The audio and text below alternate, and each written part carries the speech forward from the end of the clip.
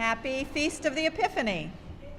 We're in a cycle of feasts, and today, as you know, is the Feast of the Epiphany, that day when we think about the discovery of Jesus, particularly by those wise ones who came from the east. And if you noticed that our wise ones have traveled from the back of the church to the middle, and now they're here. And it is the end of our Christmas. Our 12 days of Christmas ended yesterday. Last night was the 12th night celebration, and we're going to be remembering that today. I hope you can stay for coffee hour because there's a lot of cake. It's going to be great. I'm always struck during this season by how many wonderful depictions in art there are of this event. And one of my very favorites is a painting called The Star of Bethlehem, painted by a very well-known painter called Edward Burne-Jones. He was a pre-Raphaelite painter, if you're familiar with any art periods, painted around the late 1800s. And there was this movement in art to kind of have a real kind of very nature-oriented depictions in art. He was very well known for that. You probably would recognize the style if you saw it. Oftentimes, the people in it are very long and lean, almost like elven looking, very woodland in the pictures, very vivid colors with greens and blues and reds. And this particular painting actually was based on a tapestry which he wove for Eton College and then was commissioned to turn the tapestry into a painting. It is the largest watercolor painted in the 19th century. It's massive. And if you want to go see it, you can go to Birmingham, England, where it lives today. Or you can look on Wikipedia. But it's a fascinating and wonderful depiction of these wise ones who come from the east seeking this new king. And in the picture, you see Mary with the babe. She's seated. And then Joseph, who is kind of looking over. And then these three wise ones. They're very regally dressed, and they're holding their gifts. They've removed their crowns. One of them has been cast down to the ground, but the other two are holding their crowns. And in this depiction, it depicts a moment of decision.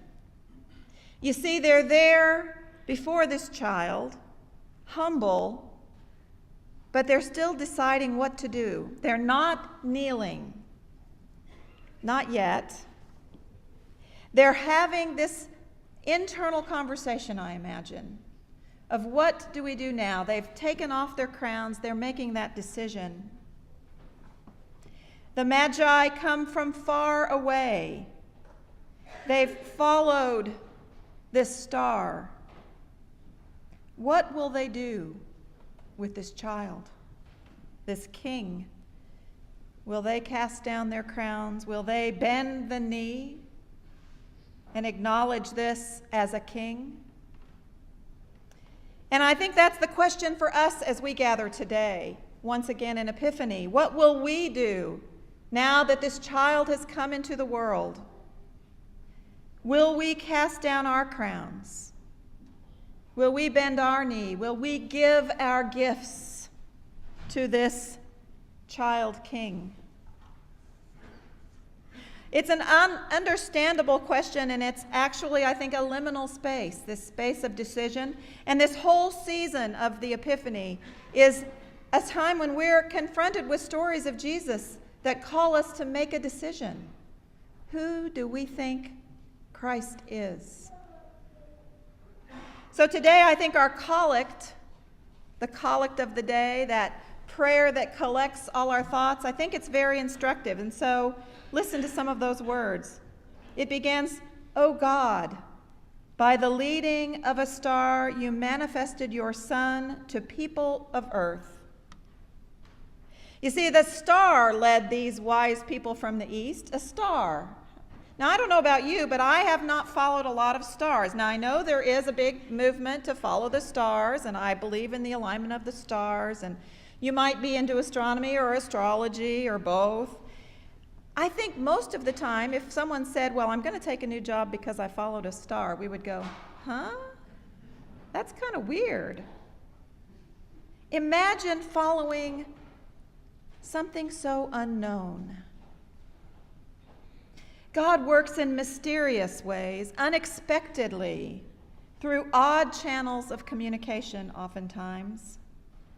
One way or another, if we're listening, we will hear or see or feel God leading, like these wise ones recognized a message in a star.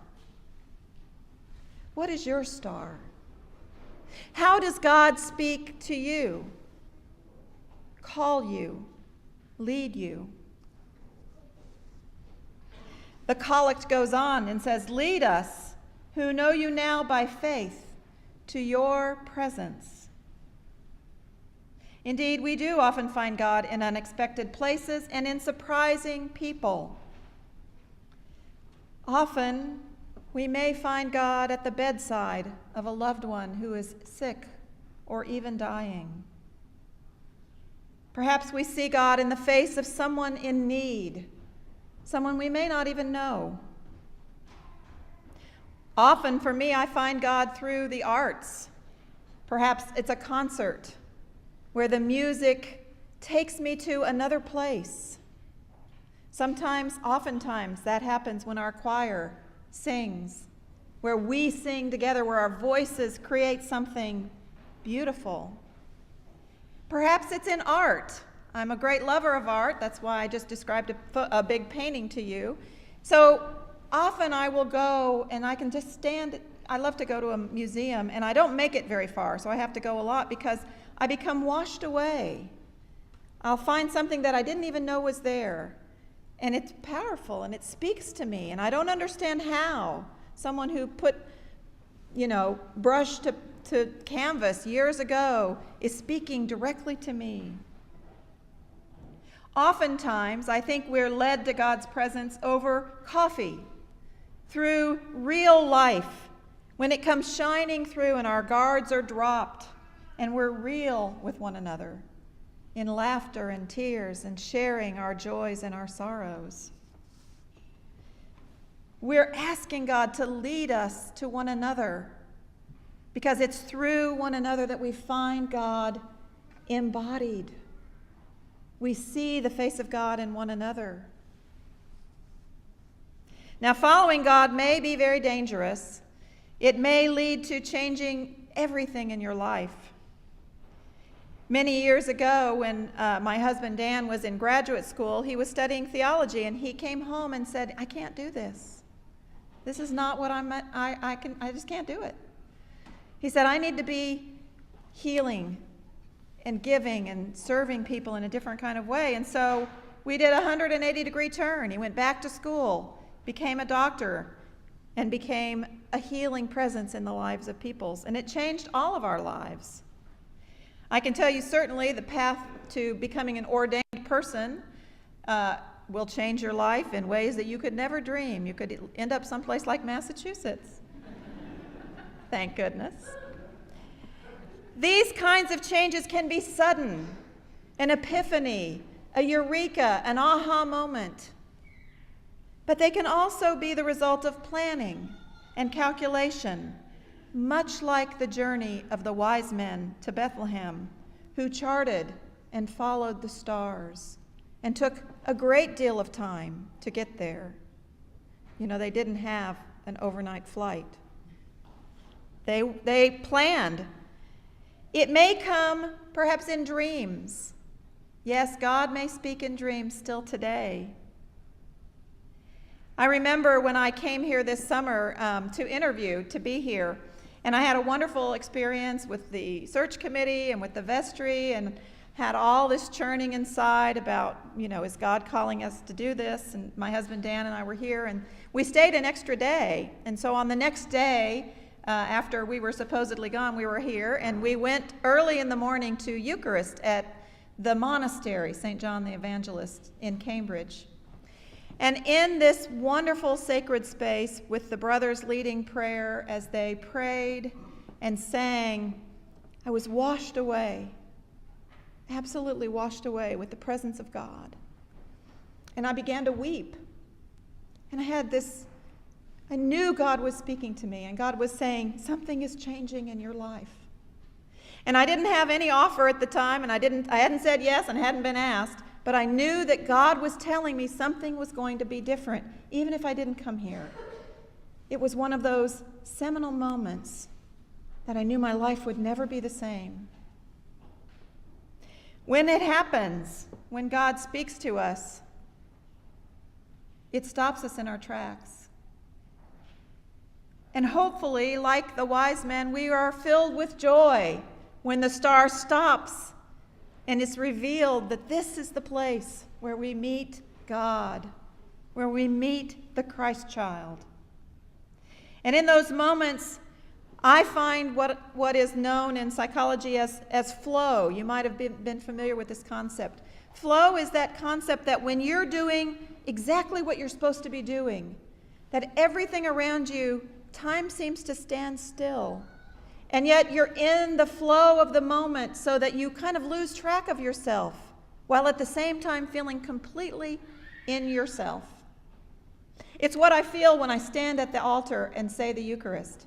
And I think it's what we're meant to feel when we come to the altar and we put our hands out and we commune with God. We are taken up with angels and archangels. They meet us here. That's a moment of flow where all of time stops and is as it's meant to be, with God, with one another. It's very convenient, isn't it, that we have the Epiphany at the beginning of the year when we're celebrating new beginnings to begin with. And I want to read you, as we get ready to end, a quote from a man called Karl Rahner, who is a very well-known Roman Catholic theologian.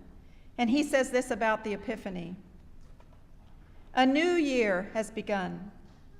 During this year, too, all the paths from east to west, from morning till evening, lead on and on as far as the eye can see, through the deserts of life with all its changes. But these paths can be turned into the blessing of pilgrimage to the absolute, the journey to God. Set out, my heart, take up the journey. The star shines. You can't take much with you on the journey, and you will lose much on the way. Let it go. Gold of love, incense of yearning, myrrh of suffering, these you certainly have with you. He shall accept them, and we shall find him." This year I pray that we may all take up this journey to be led to God anew. I invite you to give God your gifts, give up yourself, and be found by God. Amen.